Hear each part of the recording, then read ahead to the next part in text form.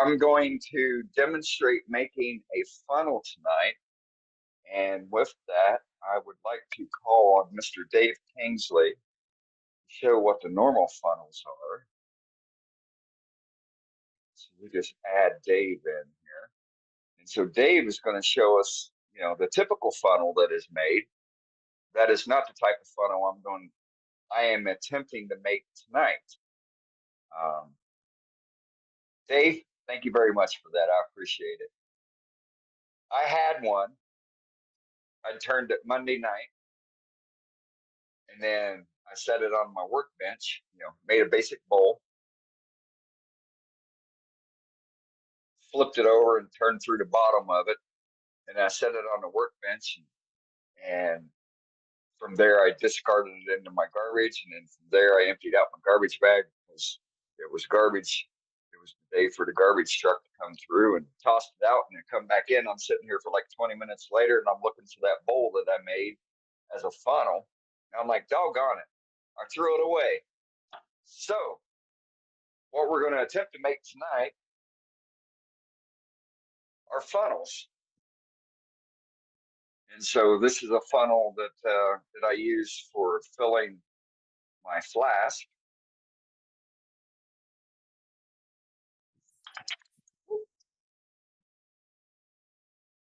Nice soft pad, but thick enough to where if you drop it, it's no big deal. And then so here's a larger style funnel that we'll be making tonight. And so I had a request to make one that would fit a mason jar. Granted, mason jars come in different sizes, but for the most part, it's going to be the same technique. So it's got a small tenon on the bottom side here. That's the inside diameter of the mason jar.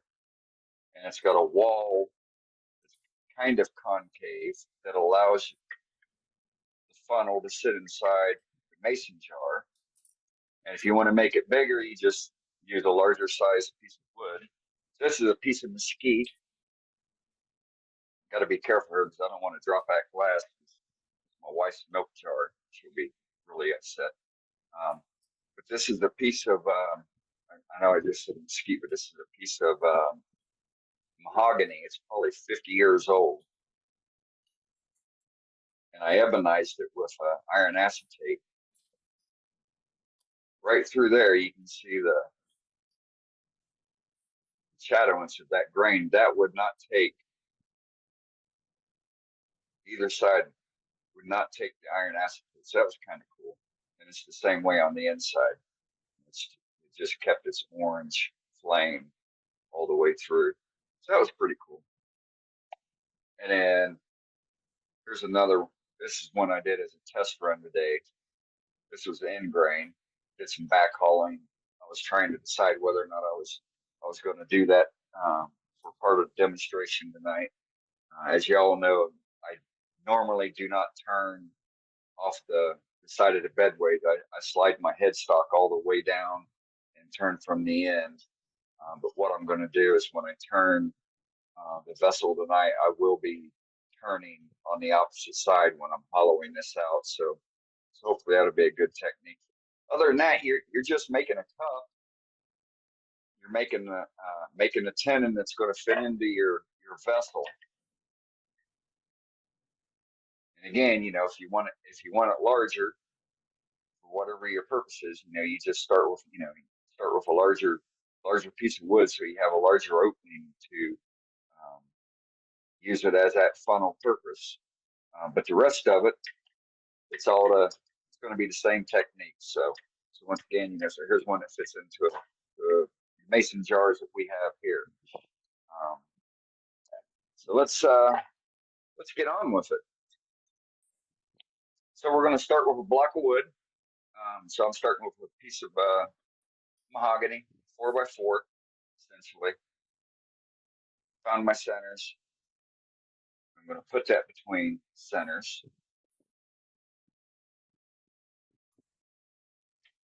Slide the tailstock up. Get this thing pinned. And what we'll do first is we're going to make a sacrificial tenon here on the back side that'll allow us to hold it into the chuck so we can do the drilling operation. So we get that synced in. And so typical life center here on the side, standard life center. On this side, I've got a 3/4 inch step center inside my chuck. And so from here, all I'm going to do is make that sacrificial tenon. We want to make sure that none of the corners are going to hit. I'm not going to worry about turning the corners off until later, because I'm going to turn this between centers. There's a guy over in England. He has a motto. It says, if it needs a hole when it comes off the lathe, it should have a hole before it goes on the lathe. So we'll do the sacrificial tenon, chuck it up, we'll drill it. I'll be drilling it with a 1/2 inch drill bit, and we'll go from there. I need to grab my schmuck so I don't get wood shavings all over my nice Worldwide Woodturners t-shirt.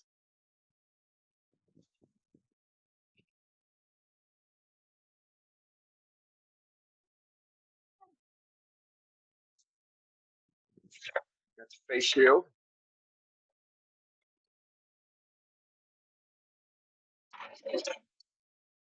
And we're going to use typical standard 1/2 inch bowl gouge. Regular M2 steel here we're going to use.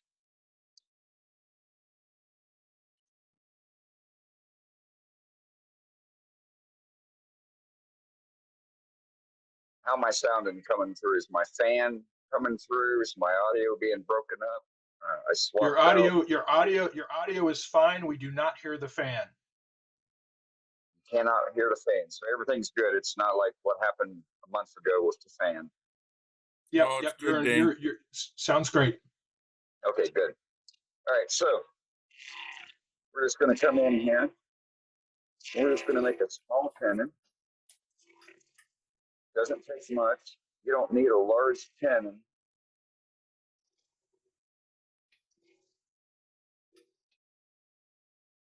To hold your vessel. And how I mark the perfect tenon size for my jaws is I literally just take a pencil, set it on top of my live center, and boom, right there, I've got the perfect size.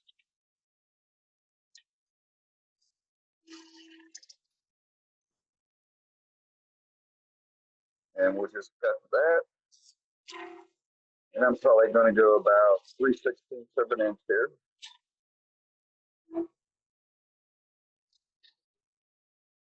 And I'm just going to come in and cut the dovetail.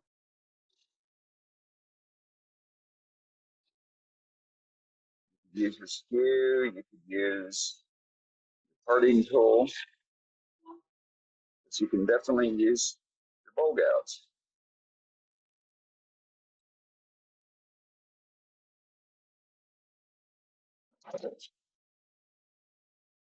And so now we've got that. So I always blow off the dust before I move my headstock or tailstock, because if you move it while there's wood chips there, they are going to get underneath whatever apparatus it is that you're moving, and it's going to cause you to have some out of balance issues. All right, so from here, chuck up that piece of wood. Let's bring the live center up, make sure that we got full pressure on it and seated correctly. Chuck has 2 holes. Manufacturer put them there. Use them. All right, so we slide this back. Put the Jacob's chuck in, and we can kind of practice what Sue was talking about. We'll see how well I do on that. I guarantee I will fail.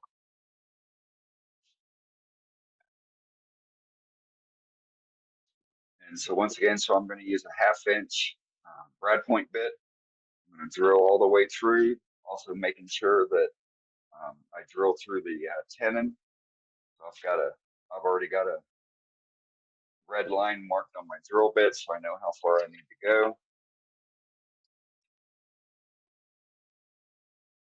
Bring that up. Safety goggles on for this. And then I always try to use a little bit of air while I'm drilling. So I've got instead of your trigger air nozzle, I'm going to use one that you can dial in and keep it directed with a nice steady stream of air going into to evacuate the wood chip and to help for your drill bit. We're going to turn drill about, I'm at 325. And we'll go in about a 1/2 inch, back it out. The air does a good job of evacuating those wood chips, as you can see there. You don't have to worry too much about holding on to your Jacob's chuck when you're going directly in. When you're coming back, when you're bringing the live center back. Most times when you have issues with your live center popping out, it's because your headstock and your tailstock aren't aligned. And so when you're backing out, you've got misalignment issues going on. And the drill bit or the Forstner bit is binding up.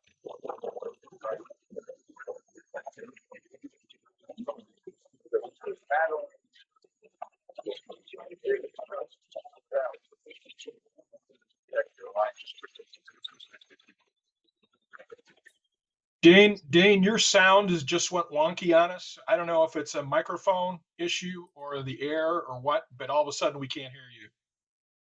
What about now? Can you hear me? Yep, that's much better. Yeah, you were roboting really bad.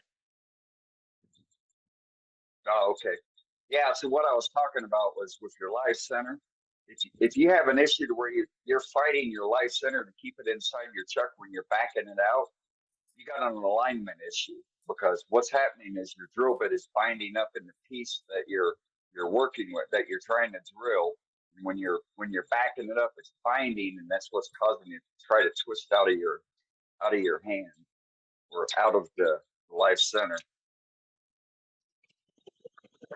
I'll turn the air off.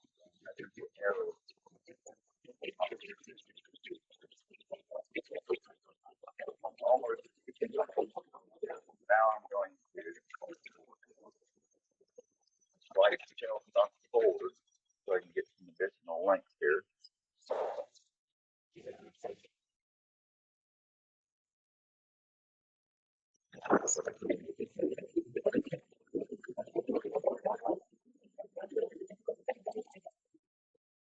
So we only got a little bit more to get through. How's the sound now, Matt? Sound is good, but it kind of is acting up when you're drilling. I don't think it's acting up. I think it's picking up part of the drilling and Got it. not I others. think it's the air, actually. Yeah, that's what could I'm be. thinking too. Is the air. Could be. I got the air off now, so Yeah, it mixes up with your voice, and the noise canceling is taking out part of your voice as well. Right. right. All right, so let's see. Blow through the headstock here and see if anything comes back, and it should tell me that I'm all the way through. And that cleans out all the crap that's inside your chuck while you're drilling.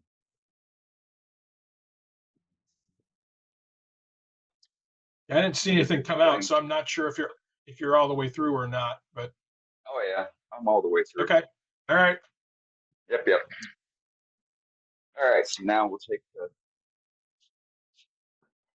tailstock out. So I got bench dogs on my workbench.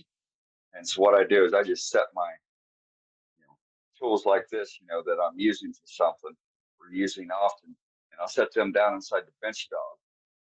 But now you got a sharp point that you can catch yourself on. And so what you need to do is put some type of cover over the top of them.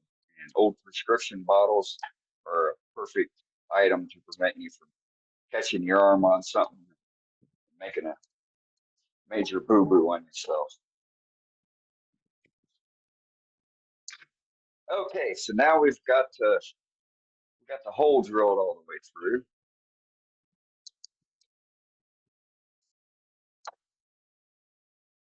And need to blow the rest of the shavings of the duck.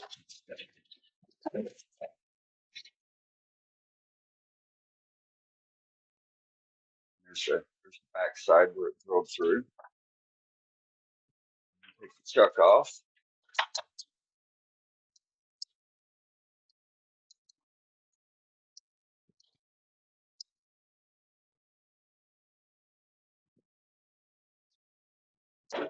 Set that aside. So what we're going to do now is turn this between centers.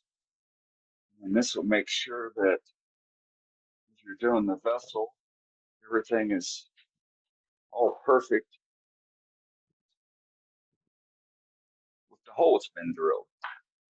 And so on the headstock size, I'm using a 60-degree dead center. This is also what I would use for turning a pin. And so we'll remount it tenon side out towards the headstock.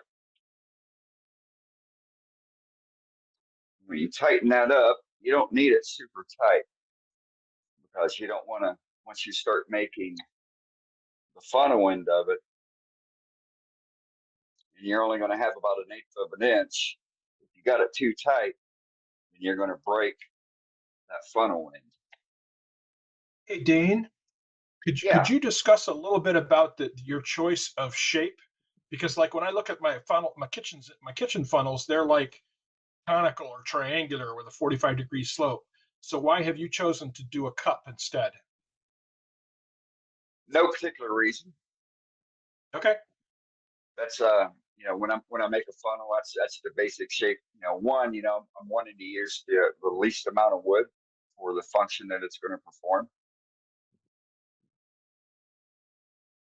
And it looks That make like it'll sense? hold more. It looks like it'll hold more stuff too. Yeah, definitely will. Definitely will. All right, so from here, there's a couple things we got to do. We have to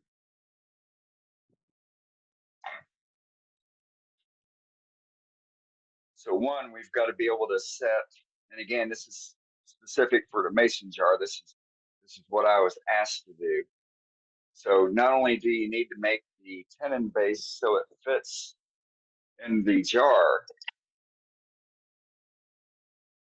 and I don't feel like swapping out to my larger jaws to hold onto that tenon, but you also need to make a sacrificial tenon to be able to hold it once you turn it around to excavate the inside. So that's what we're going to do now is we're going to, one, shape the end here, and then we're going to set a tenon that will be able to rechuck, and then the final tenon that allows it to go into the vessel that you're making the funnel for. Is that clear on what to do? Take that as a yes. Yes.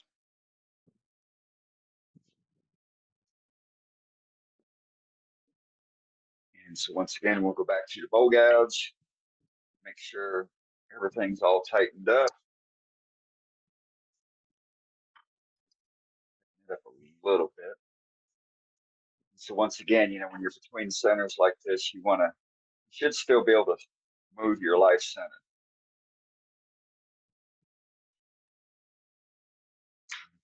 Here, we'll go ahead and spin it up. Swap out and face shield back on.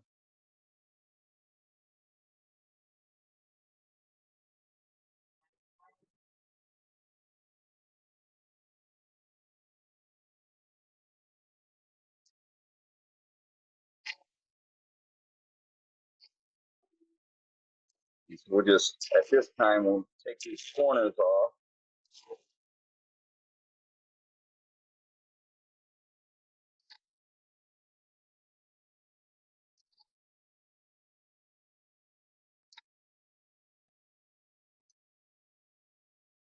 Get these corners knocked off. And then we'll start shaping the bottom of the funnel and set the tenons. As you can tell from the chippage that's coming off on here, this wood does not want to make nice, pretty shavings.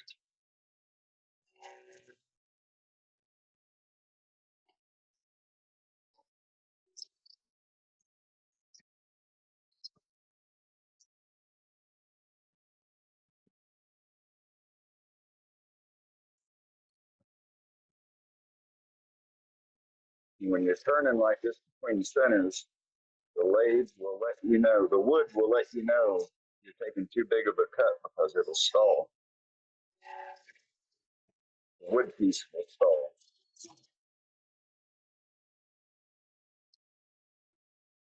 Tighten it up just a little bit there. You want to be careful when you're coming off either end that you allow the tool to cut, because otherwise it's going to chip on you.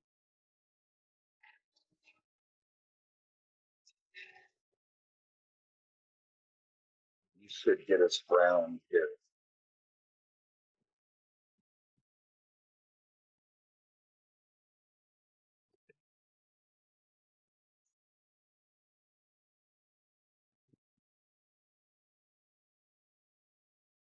See how much.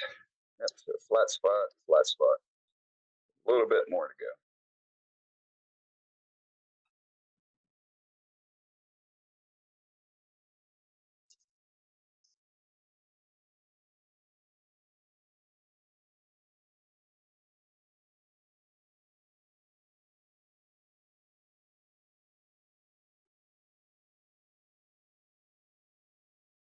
Kind of like Capnetti says, how slow can you cut?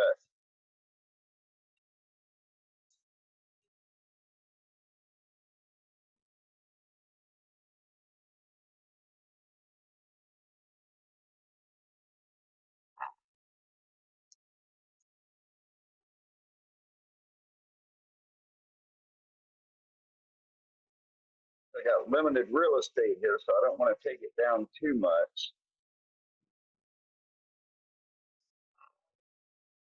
Just a little bit of a flat.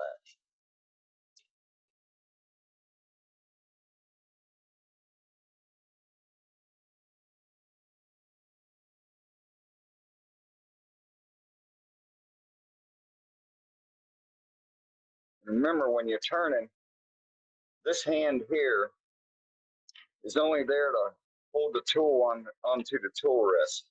All that cutting pressure is coming from your right hand, from your hip.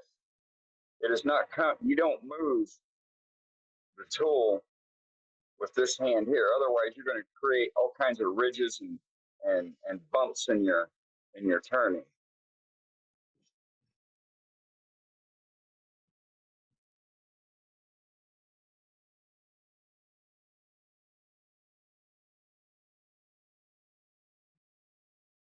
So the way I'm turning right now, I'm going super slow, and at the same time, I'm burnishing the wood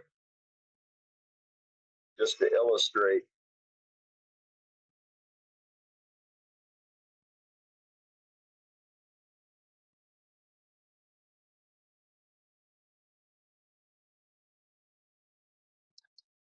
Allowing the tool to do its own cuttings. So we're round now.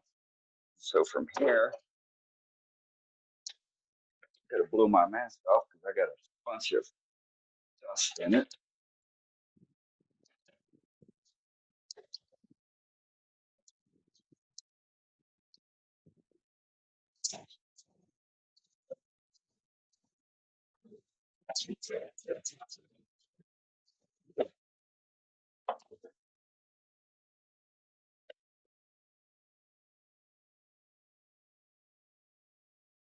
All right, so now we can, now that we're round on the outside surface here. Now we can go into making a little funnel nip, and then setting our sacrificial tenon that we're going to hold the vessel with, and the primary tenon that's going to go down inside the vessel that you want the funnel to go into. Again, it's just a basic cup. Only thing is you actually drill a hole through it, and you got a resting spot for it. So it's not super difficult.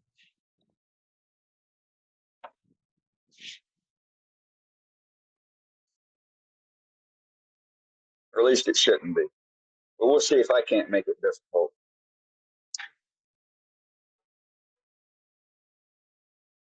So we'll take a little bit of this wood off here.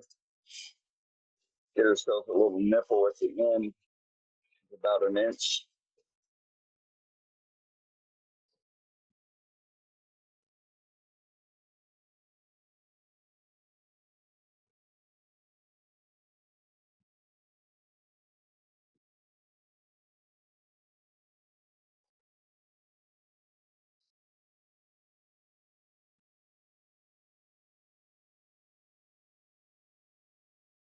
So I'm at about a 3/4 of an inch here.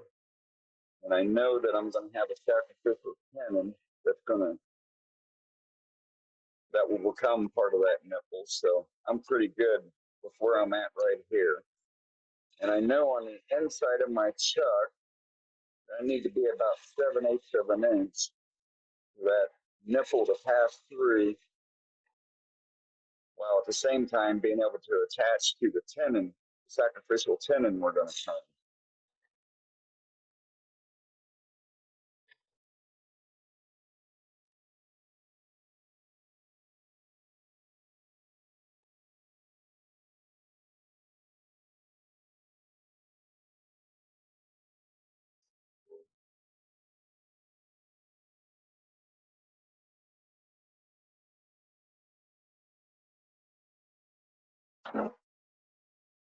And instead of using the eyeballs, let's go ahead and use the calipers and see where we're at.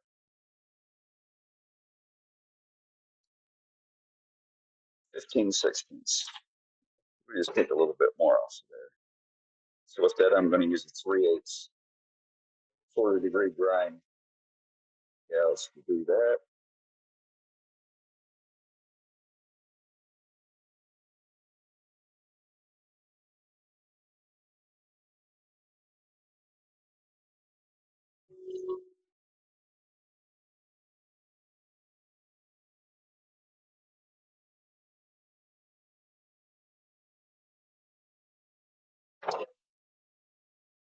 And that should be good.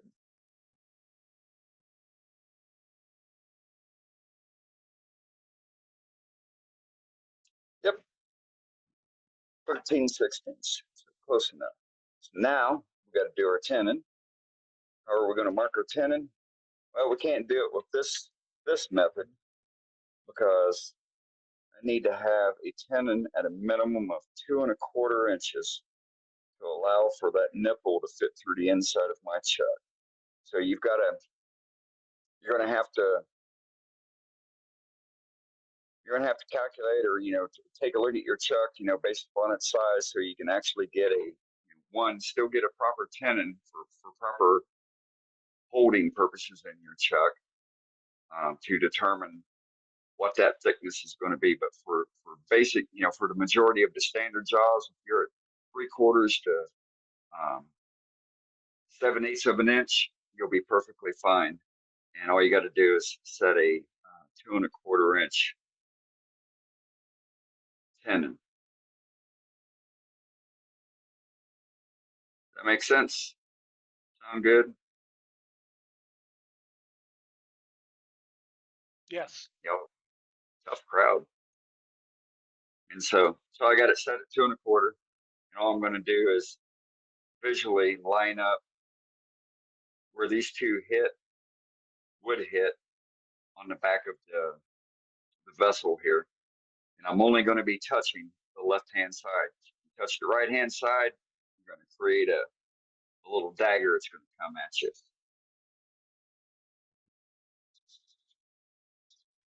So you can see the lines that are being created.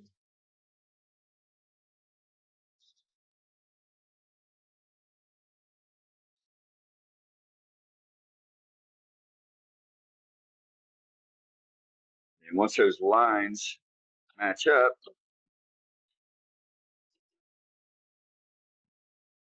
you know that's the tenon size you got to turn to. So we're going to turn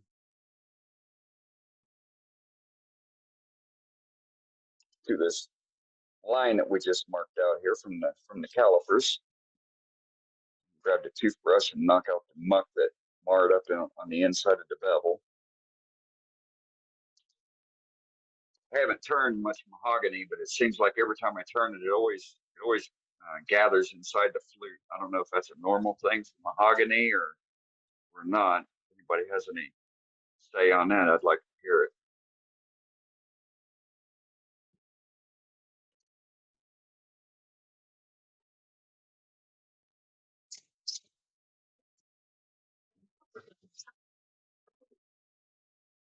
Yeah, reposition the tool rest and banjo.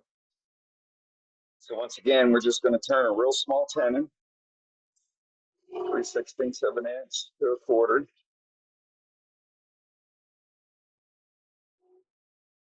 We do not want to go past that 1/4 inch line.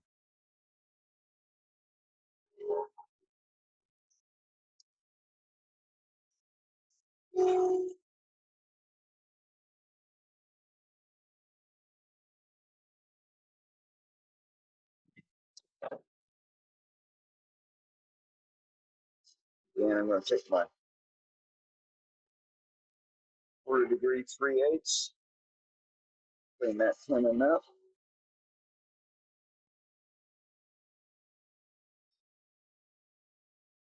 And so next, I need to go inside this mason jar, the tenon that's required for it. It's 2 15/16 of an inch. So if you're turning something for a specific vessel, make sure you measure the inside of that vessel. And then that's what that final tenon is going to be. So it'll rest in there and you ain't got to worry about it wobbling when you're filling it up with juice or whatever you may be filling it with. So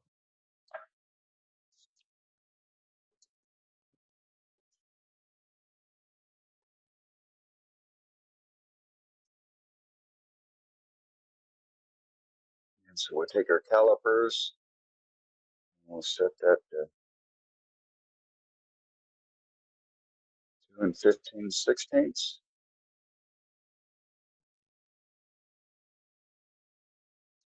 And we'll do the same thing.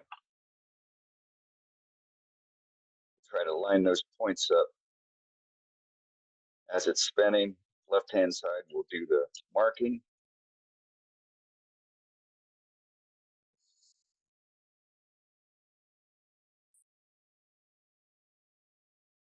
And we got it on the first try that time.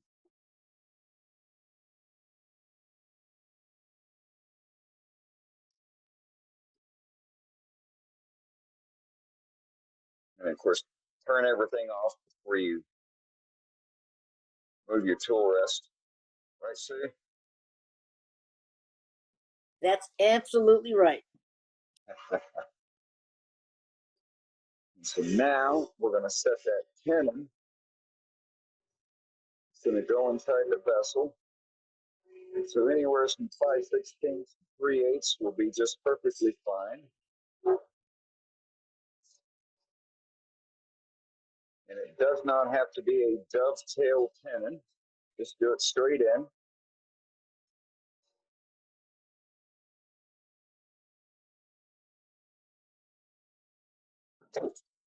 And again, you can do it with your skewer, your badon, your beading parting tool. I just wanted to, instead of using one of those tonight, I wanted to show that you can make a proper tenon with your bowl gouge.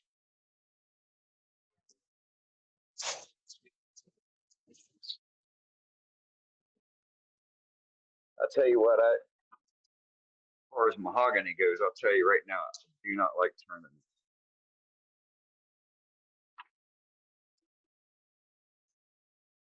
But it sure leaves a nice clean surface when you're turning it. So there's nothing wrong with it. So now what we're going to do is we're just going to shape it, make it, basic little cup vessel on the outside. Shouldn't be a big deal on how to do that. It's just like doing a bowl. You want to try and follow your golden mean ratio and try to have a nice curve coming from the top to the bottom. You don't want to turn the whole wall away, but you want to try and connect that whole curve from the top to the bottom here. So that makes sense. Yes. Yeah. And so we're doing side grain here. And so you'll notice, see how crappy those chips are coming off? So the reason why they're coming off like that, with the tool being presented at that rate, is because you're going against the grain. Now, if you went up high, you would be able to get a good cut. What you want to do is come from the bottom, and now you've got a supported cut.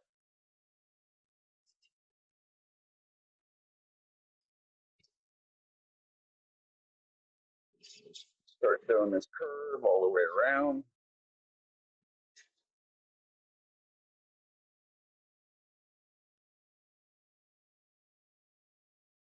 Slow up on your exit cut, let the tool do its cutting, otherwise you will split it out.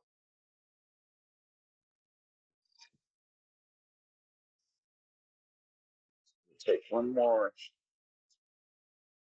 small cut here on the bottom.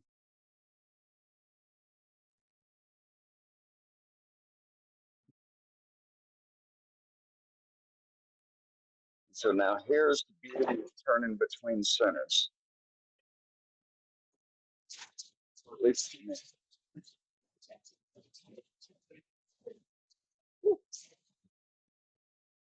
I guess wood's got built-in static electricity, I tell you.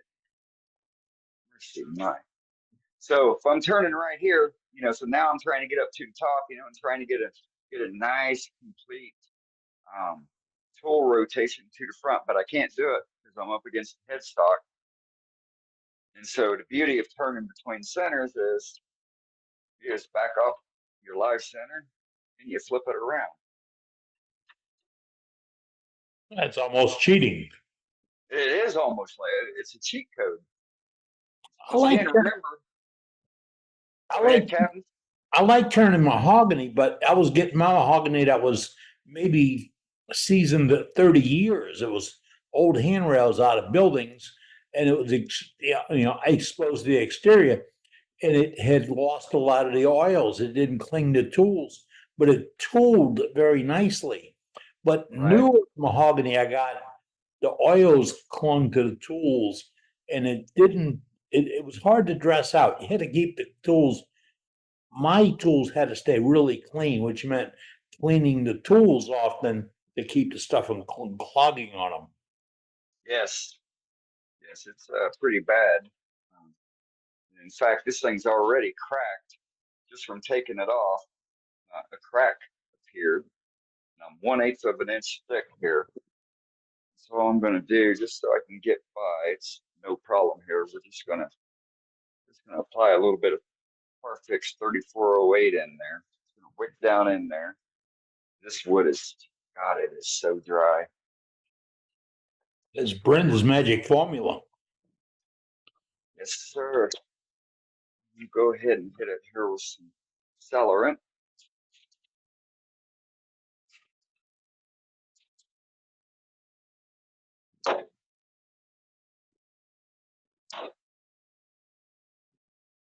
And you put her back on.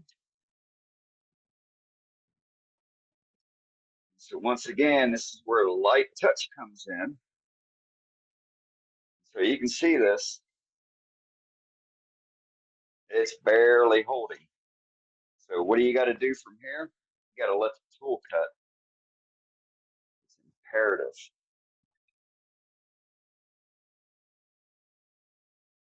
So that wing still feels pretty sharp. So let's see what we can do with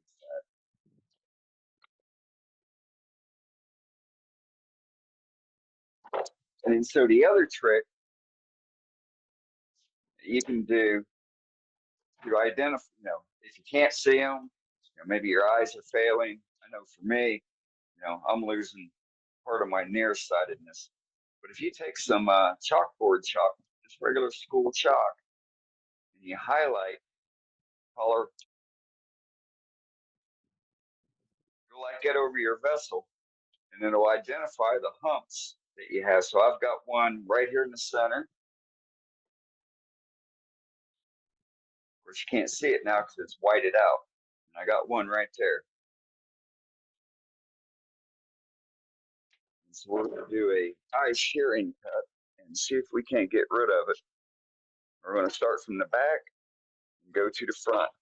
A lot of times when you watch YouTube videos, people will be turning their vessel, whether it's side grain or end grain, they'll be following the correct grain direction.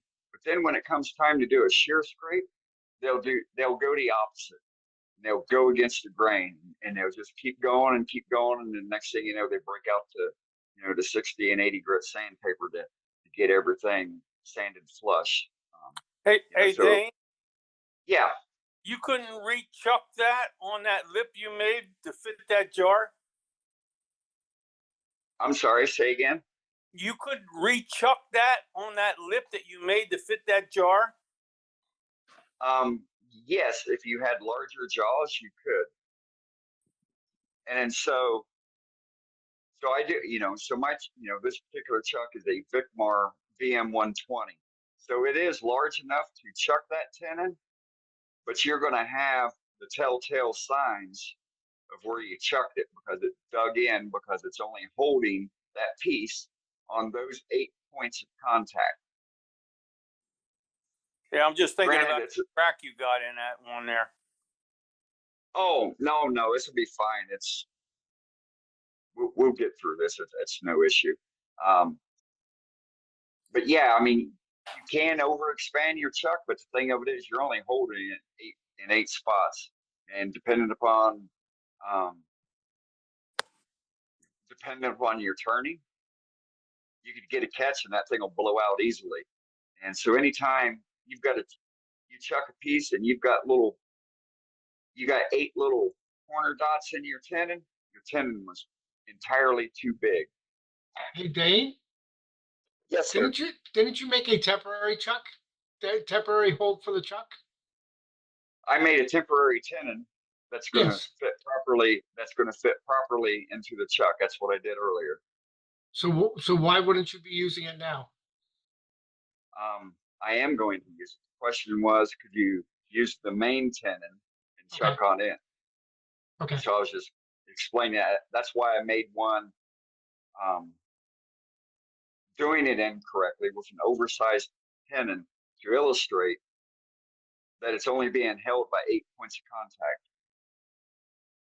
And if you was to get a catch, that thing's going to come flying out of your, this is small. It's 9 times out of 10, it ain't going to come out. But if you got a larger vessel with a oversized tenon and it's only being held by 8 points of contact, that piece is going to fly out. And that's part of the reason why it flew out. 1, wrong tool presentation. 2, wrong presentation to the grain of the wood, the cutting parameters. 3, the recess and or the tenon was oversized. And if I missed anything, somebody fill me in or fill us in.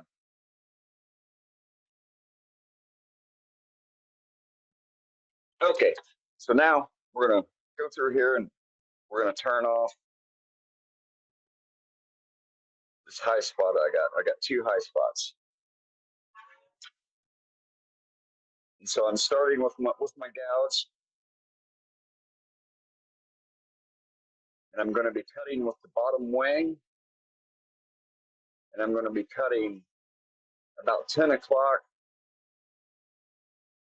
on the vessel as it's turning here. And we're just going to take super fine cuts. And you'll see everything go away as the white goes away.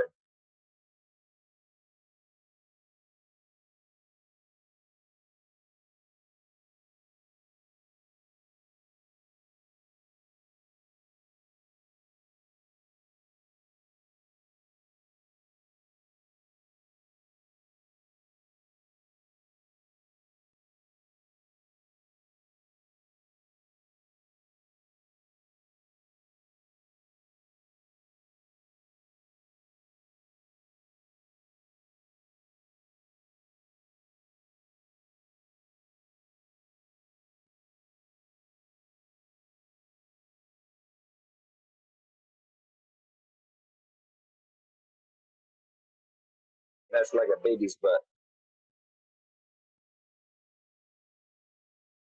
And so this is just, I mean, it's just, you touch the shavings and they just go to dust.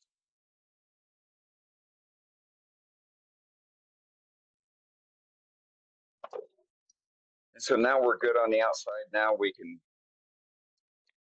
chuck on the sacrificial chuck, or on the, put the sacrificial chuck in the chuck, and then we can excavate the inside.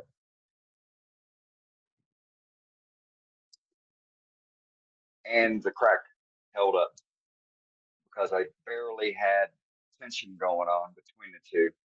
1 and 3 or 2, letting the tool do the cutting going across the top of the vessel. Just pop this out. Doesn't take much to pop it out. Don't wail on it, otherwise, whatever your dead center or your 4-point is going to go flying out of your hand. It's going to hit the ground.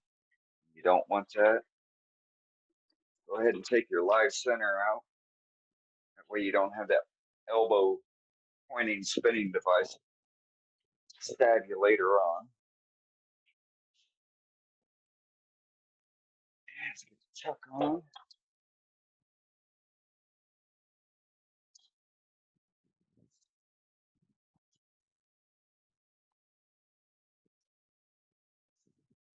Now we will rechuck the sacrificial tenon.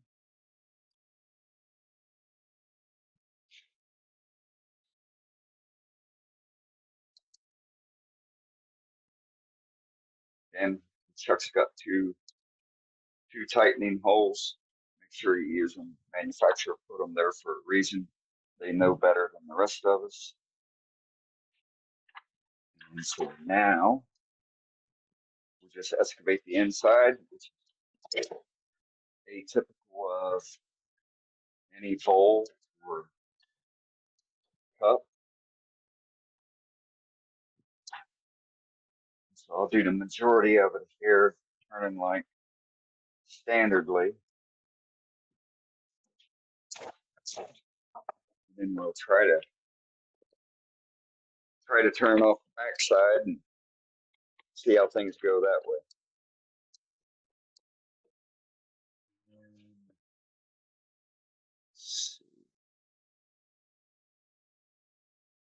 Camera angle will still be okay.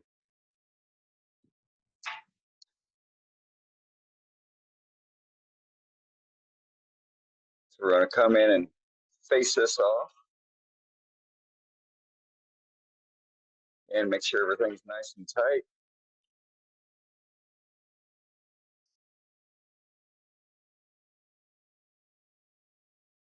So we're doing side grain. So you're going to go from the outside walls to the center. That's your supported cut. If you're doing end grain, you would be going from the center out.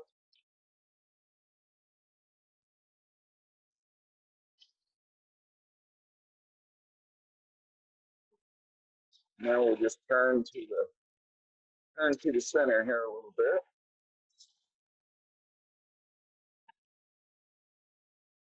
Once again, this is awkward turning like this.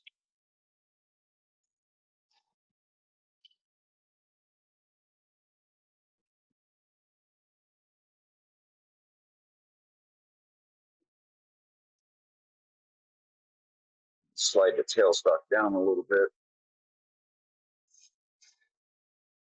We're coming in at the end here of your wall. You want to have your flute closed when you're engaging that cut. You have it open, you're going to get a catch. And after you engage the cut, that's when you open it up to about 1 o'clock, and then you ride your bevel and push on through to the center.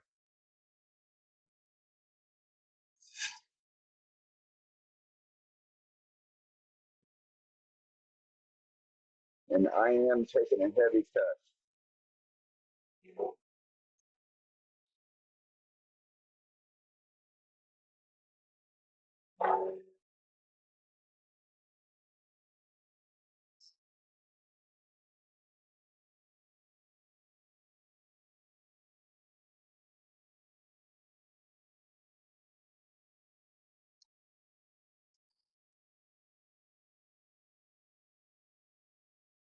About halfway down.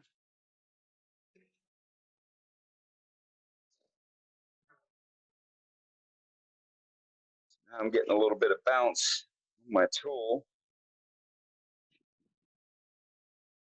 But that's okay, we're going to fix that here. Slide the tool rest in a little bit. Get close to the end. Now we're going to change the rotation. We're going to have it go in the opposite direction, and we're going to turn off this side. Now, would it be better? Because I can do this. I can change the camera setup. I can move my camera down onto my tripod where you can see better doing this. Is that something that y'all would prefer, or Your rather camera's me just- fine, Dane. Are you sure? Yeah. Okay. Right on. So we're going backwards, but it's the same turning principle. Still got to ride your bevel. You still got to follow the principles of the grain. This way, you can see what you're doing.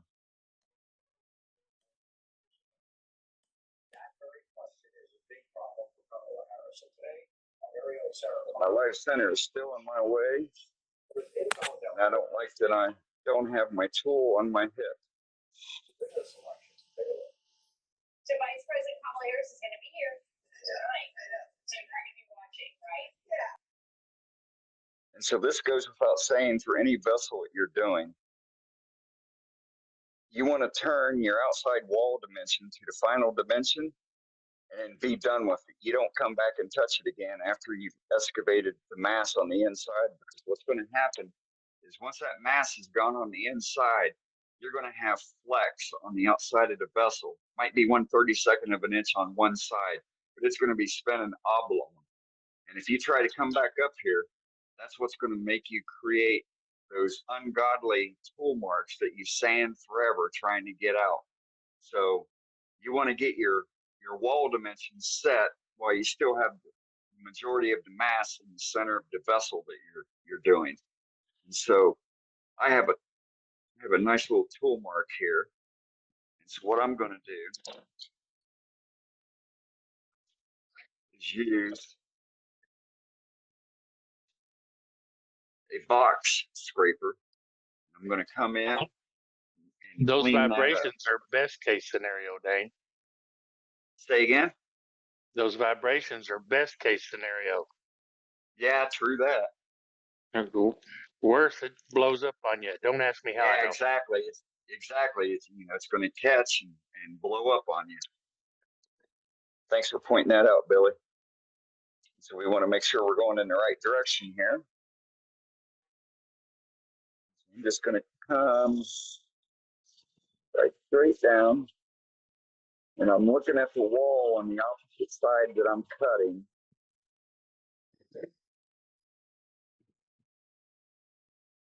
See what I'm doing.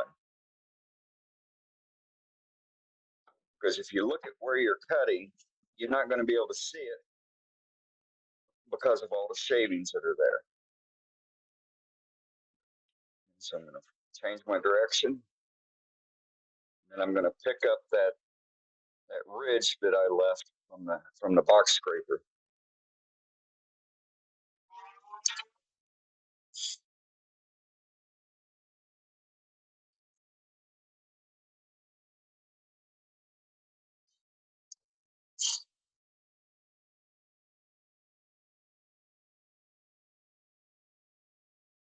And just follow that wall down.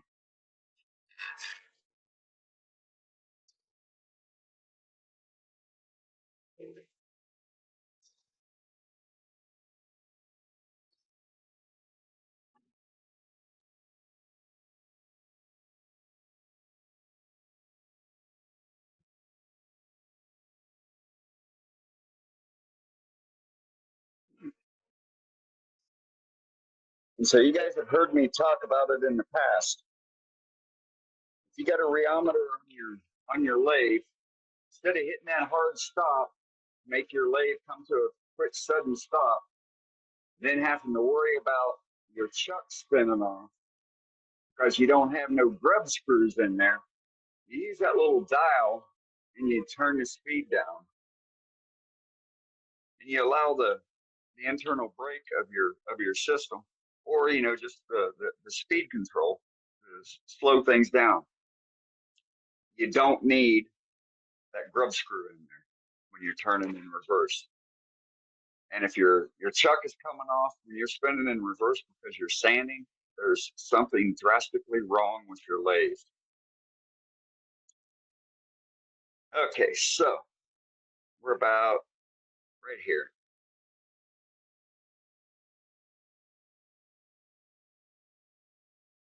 I'm going to slide my tailstock or my banjo right up to the edge here, just barely where it's not touching. See if I can't spin this thing the rest of the way through. Actually, what I'm going to do is I'm going to grab a sharpened gouge. We're almost through.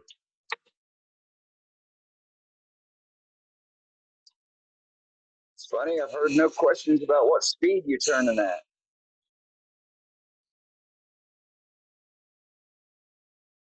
What speed you turning at? Fast. Fast. Okay, let me know when that matters. Yeah, y'all know me. Is that Jimmy Clues fast? No, not as No, fast. no. I'm at 2400. No, And Brendan. Jimmy would be at 3,600. Of course, you can see the decent looking shavings coming off of there. The inside here. Almost Yep, through good cuts, here. Dane. Good cuts. Yep, thank you. It's hard to see what I'm doing. One, I don't have a light on. Does that affect y'all? It does sometimes. Usually you can do it by feel, but if you've got to follow a contour, I prefer to be able to see it.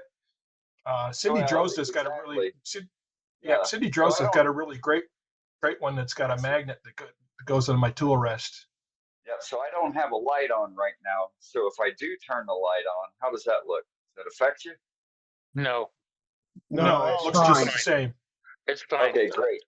Because I've now got I one of know. those Droz. I've got one of Now those I can Droz see. lights too, and I love it. Woodturner's Wonders also makes one.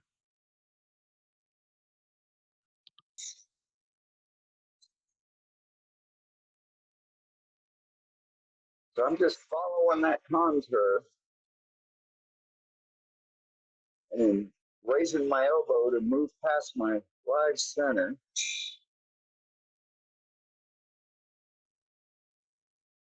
And I'm coming in on the cut at about 2 o'clock and then taking it down to the center.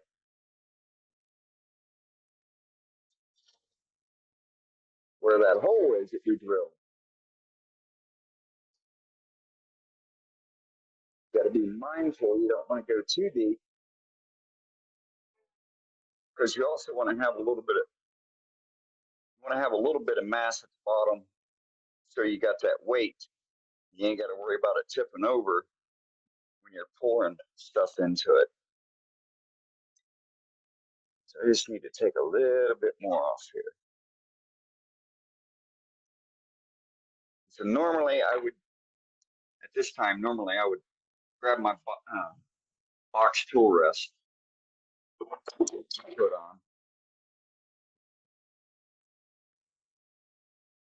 So got your standard post. I use collars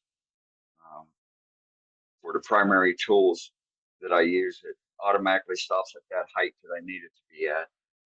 But this is what I would normally put on to go inside. So I've got a fully supported gouge.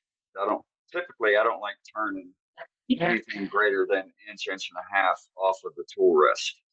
But not everybody has, a box tool rest. So I'm just wanting to show that it can be done. It's just a matter of tool presentation, taking light cuts, and listening to the wood as you're going in. So, all right, so let's go ahead and one or two more cuts down the wall here, and we'll have it.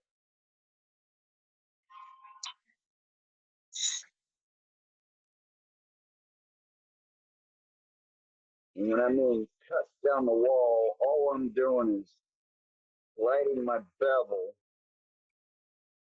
then I'm engaging the cut where the wood needs to be excavated at.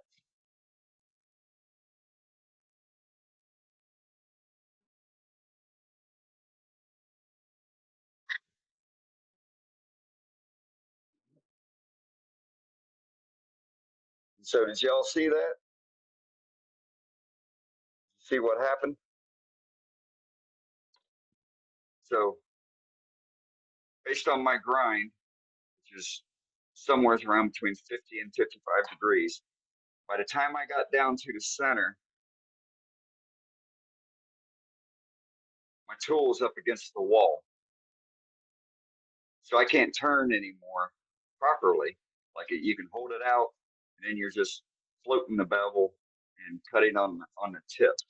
But that's what happened here. I bottomed out. I could by rights I couldn't go any further, so I stopped. Has anybody ever experienced that before? Probably not. Yep. Thank you for saying that. Yeah, it's called running out of tool. That's right. That's all about Technical term. that's all about your beveling. It's as an example, the 40-degree grind. Man, it's perfect on the outside, but man, you can only get halfway inside a vessel because you run out of real estate. You can't flip that tool around. And so what I'm going to do now is take and use a scraper.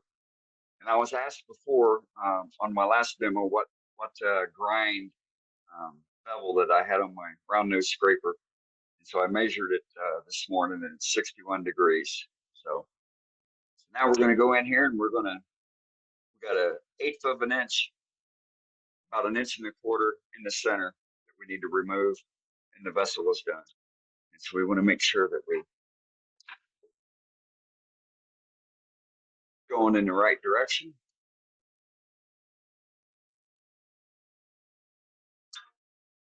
I need to raise my tool rest. Why do we need to raise the tool rest? Anyone know? We're using a scraper To be above center. because your cut Yeah, to needs give you to your be negative above the rate. center. Because that's the only way correct.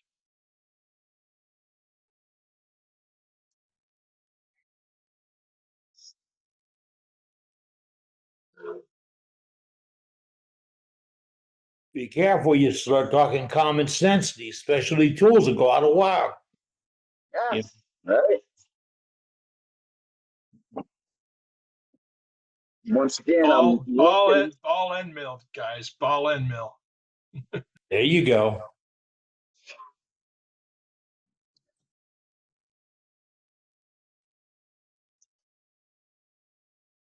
Finally got mine in. Now I need to find a 3/4 inch bar to stick it in. So as I'm turning, once Correct. again, I am Flag, just Billy. watching the opposite wall here because I can't see on this side, but I can see on that side. So when you're turning, you got to go with the feel of the tool, but you need to be watching your cut as it's happening, whether it's on the inside or the outside.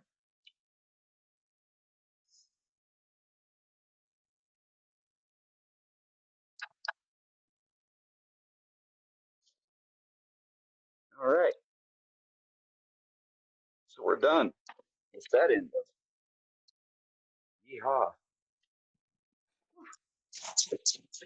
Blow some shavings off.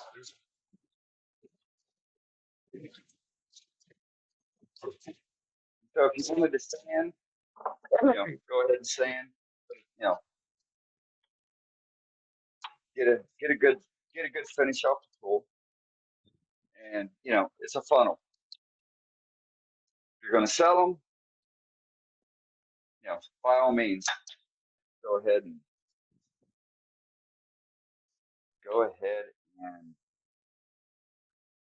finish sanding it. All right. So, one other thing that I wanted to show. You guys hear me talk about iron acetate all the time. So let me put this back in here. And so mahogany really reacts to it really, really well.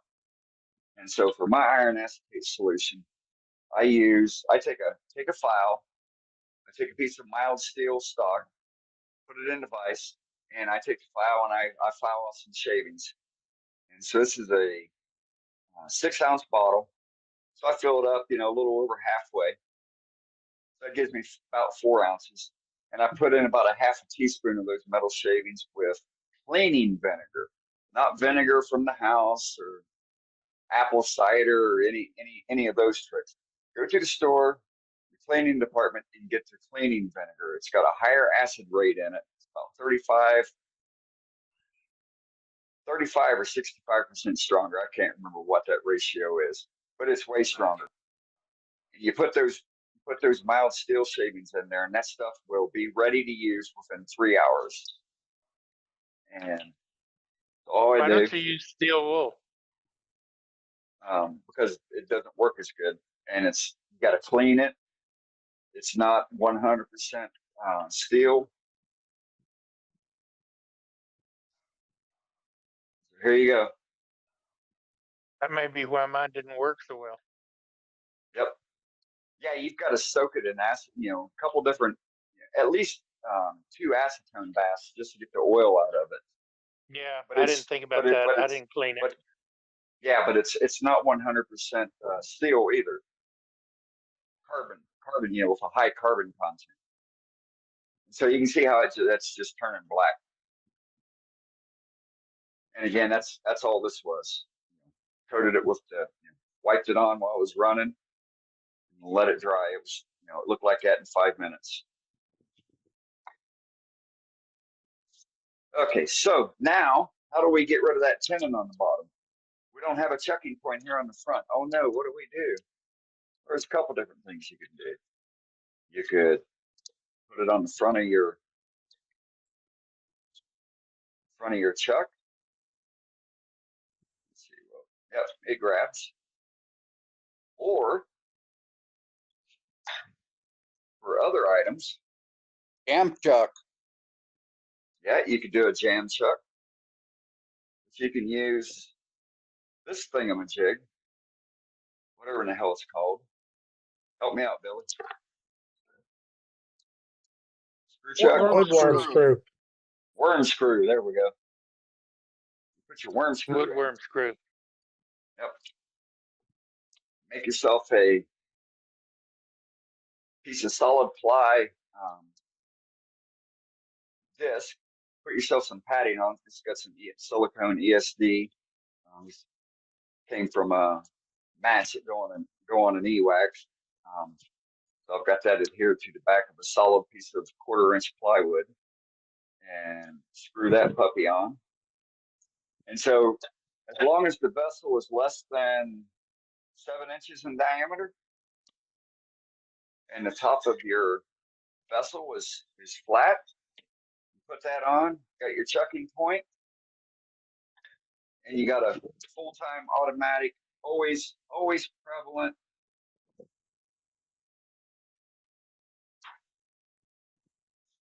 Jam chuck. We're gonna put our live center back in because we've got the hole here. That's our chucking point. Slide that up. Careful not to catch your finger. Pinch it. And as you're ever so slightly tightening that up, twist the vessel to make sure it's on there straight. And you give it a whirl. Look at that, it's dead perfect. And so now all we got to do is turn that sacrificial tenon down Can I say into the something, Dane? yeah. Yeah, when you put your cone center on, what I do is I turn a piece of dowel and I leave a shoulder on it and I stick the dowel up into the cone, and then I take my live center and come into the back of the piece of wood that's left over that's bigger. If you know Yep, what I'm saying. yeah, that's a good technique also, but it also depends upon how well that dowel is not going to coincide with the axial dimension that was turned initially on the vessel itself. Yeah, that's why I turn my dowel so it's a nice fit and it goes up in there. Right. Yeah. So now thanks, Dan. So now what we're going to do is turn that tenon off here. See if we can keep that nipple from breaking. I'm about 2,500. We're just going to take light cuts. Got the tool handle down by the hip.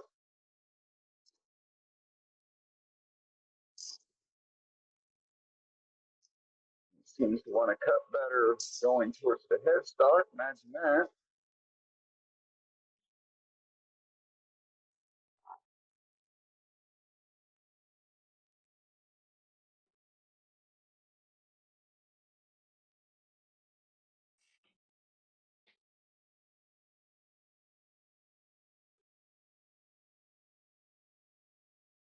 I'm just going to blend that right in. Hopefully not blow through the bottom of the funnel. Wouldn't that be crazy? Making a funnel and you make a funnel.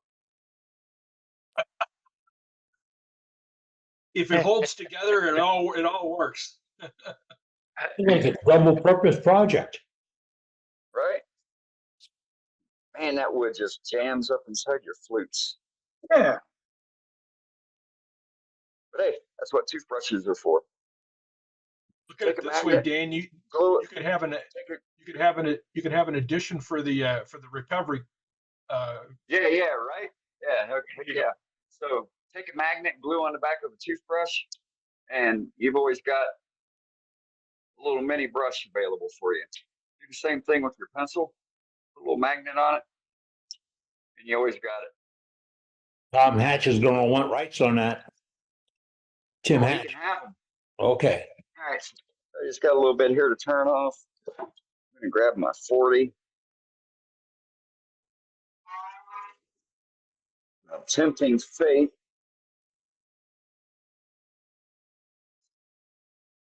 Because I feel thin right there.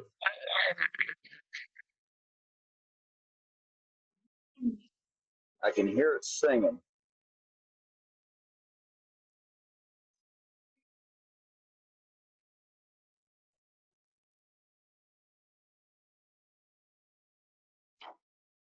See? Tempting fate.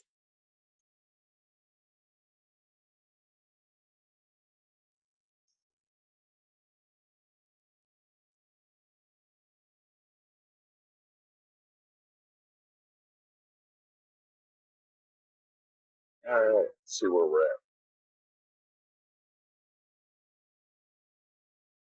Alrighty. What do y'all think? Think it'll fit the first time, or think we have to put it back on here to turn that tenon down?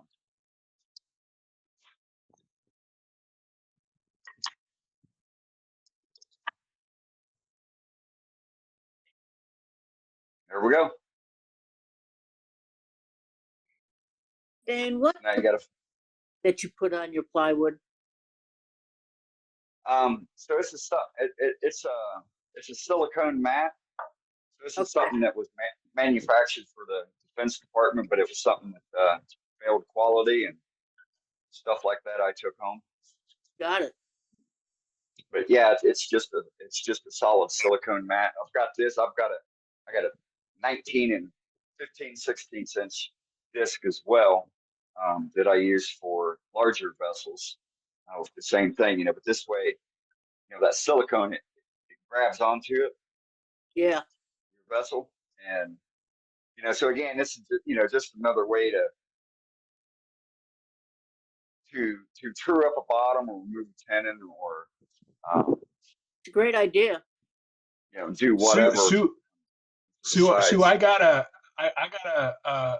yoga mat from Walmart and cut mine up.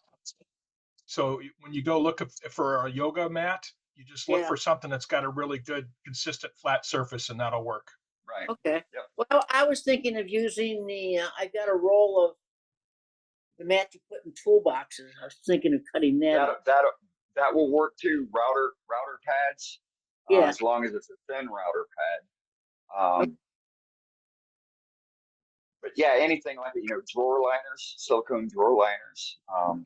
You could, if you had access to sheets of cork, glue the cork onto a solid base. But again, it's got to be a solid base. It's not going to move. Not 5-ply construction grade plywood. Birch plywood. MDF even works well. Okay. But not the 3-ply typical plywood. So, any questions?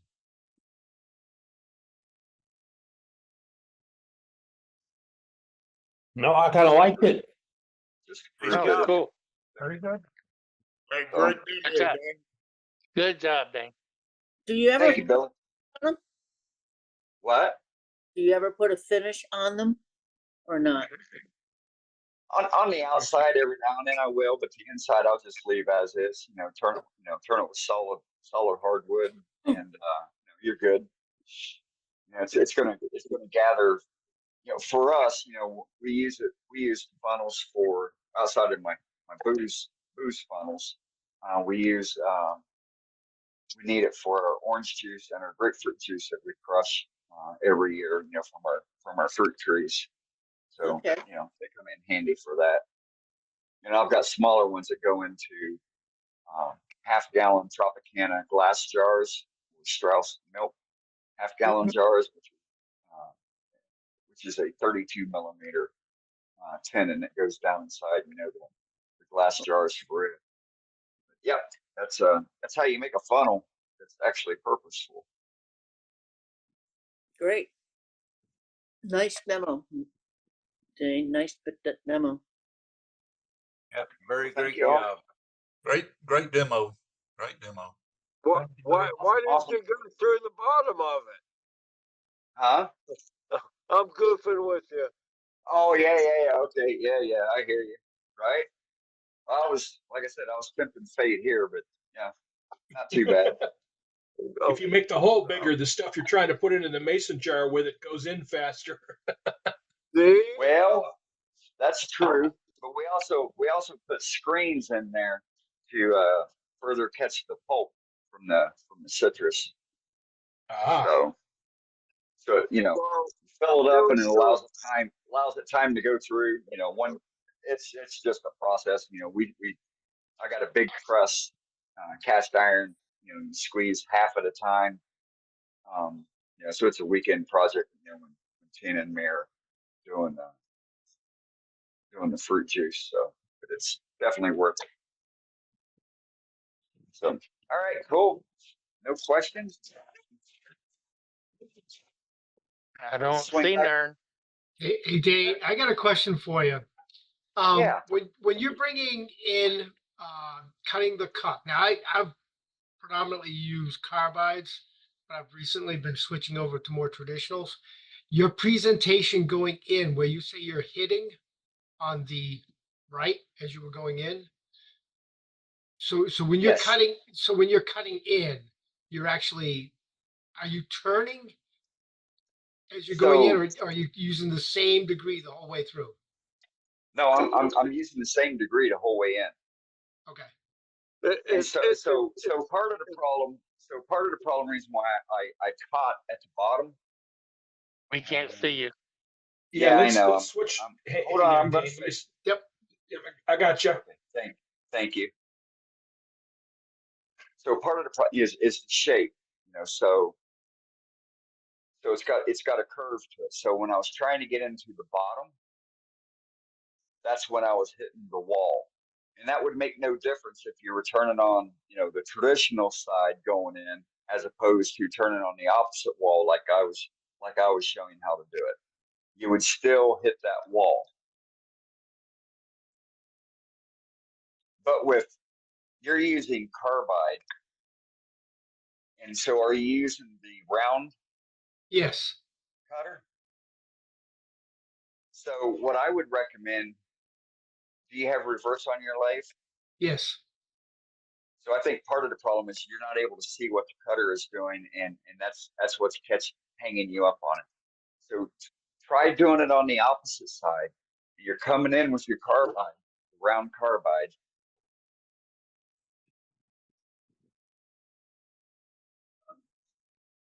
And you're going to be at a slight angle to it.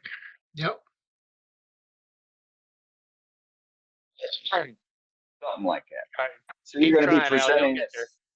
You'll be presenting it somewhere around 2 o'clock, 1:30 as you're coming down that wall to your center. And when using these carbides, I'm not a carbide professional, but I do hollow with them for actual hollow forms. You need to be above center, and you need to be cutting on the bias. Otherwise, you're just going in, you're stabbing, and you're scraping.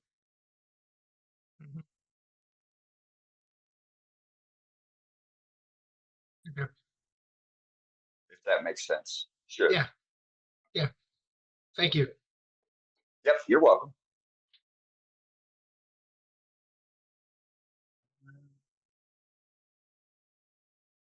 Well, I'll tell you what. Well, That was pretty cool. if that's all we have here regarding the demo, then let's. Hey, Dan, Let's see. We got about. Yeah, go ahead. what's going to prevent that chuck from coming off when you're turning in reverse if you get a catch or try hogging too much wood? You know my answer to that, right? Proper tool presentation. Yeah, Listening, well, proper feed rate. what about somebody that just accidentally does it? What's going to prevent that from coming off? I don't That's think true. a new turner is going to be taught how to turn on the opposite side until they know how to turn on the correct side. Right? It's true. I agree with that, but and it's going to take a lot. I mean, you're really going to have to dig in there to unseat that Yeah, chuck. that's true. I'm sure it happens, and in fact, I know it happens because we hear about it here within the group. About their chucks coming off when they're sanding, and so I'll go back to what I was saying. There's something wrong with your chuck setup if your chuck is coming off when you're in reverse. Well, Go ahead, Tim. Set screw that needs to be set. All right. So I don't use a grub. So what I demonstrated tonight was showing that the grub screw is not used. And you can turn in reverse, and your chuck is not going to come off. what I was going to say was if you hit the stop button when that lathe is turning at that speed, it is going to come off. That's why you have to use the dial like Dane was showing you in the demo. Correct. Turn your speed down, get down to 0, and then it'll stop on its own. That chuck will sit there. But Not only that, thank you, Tim. Not only that, if you use your speed control to turn your lathe on and off, per se, that's going to save those little jumpers from breaking from your constantly going on, off, on, off. Turn it on in the morning. As long as you're outside and you're working with the lathe, leave it on. You got the dial turned down. When you leave, that's when you turn it off. And it's going to save those cheap jumpers in there that break all the time on these paddle switches. So like right now, I'll go ahead and turn it off. I always thought that red button was just for an emergency. I've always used the speed dial to turn it on and off. And just the red dial is just an emergency. Amen, Gary. That's how it should be treated. Yep. Good point. Dane, if I Yes, were to ma'am. for new turners or novices, if you've Yes. never turned in reverse and you have a chuck that says that it's reversible, it has a set screw, and they should use the set screw their first time or so. I wouldn't. As a novice turner that is not used, that has not master's the wrong word, that has not figured out the sound of wood that it makes when it's cutting, hasn't figured out the slicing, good cutting protocol of turning in the traditional direction, they should never be turning in the opposite direction, because it is a totally different presentation. Well, It's like taking the training wheels off a bike. Right. You Well, don't Thank you, take them Eddie. off until you know what you're doing. Right.